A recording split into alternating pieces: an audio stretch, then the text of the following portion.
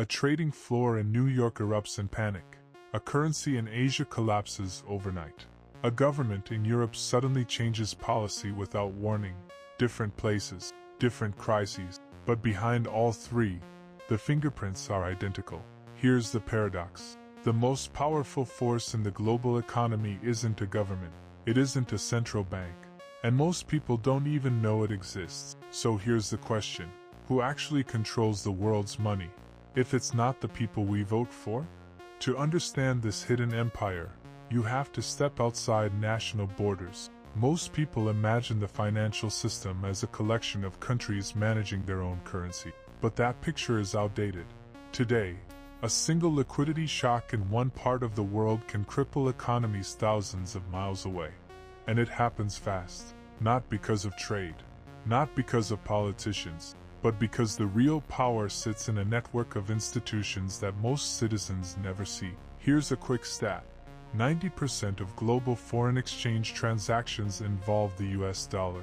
But only 4% of the world's population lives in the US. The world runs on a currency many countries don't control, managed through a system nobody elected. So what is this hidden empire? It's the dollar liquidity network. A sprawling ecosystem, central banks, offshore dollar lenders, shadow banks, primary dealers, and massive clearing institutions. Think of it like a circulatory system. The heart sits in the US, but most of the arteries run outside it.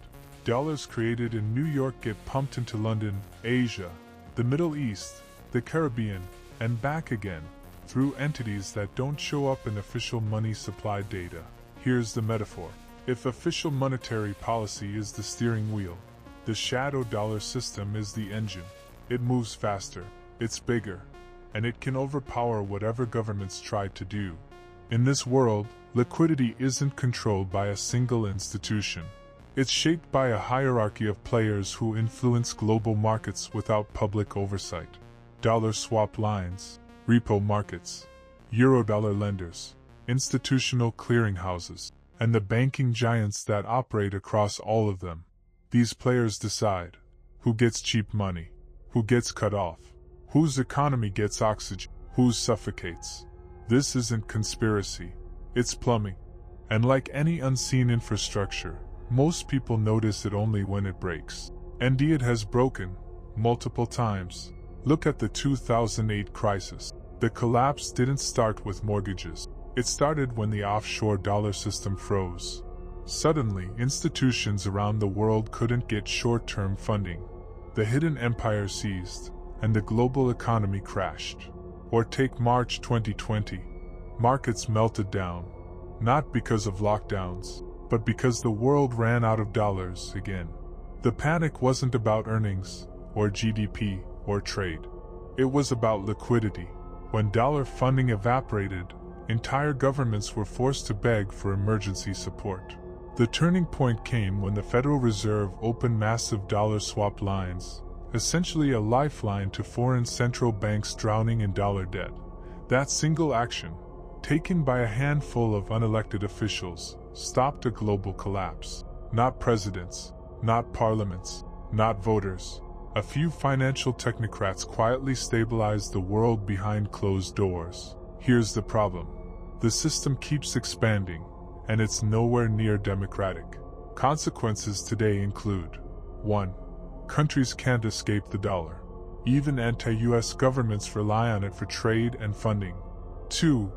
Money supply is now global, not national. Any domestic policy can be overridden by foreign liquidity flows. 3.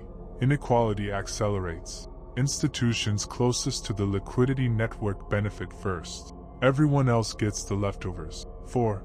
Crises are baked into the structure. When the engine revs too fast, the whole world overheats. When it stalls, everyone crashes. 5. The hidden empire is becoming more powerful. Every crisis strengthens it.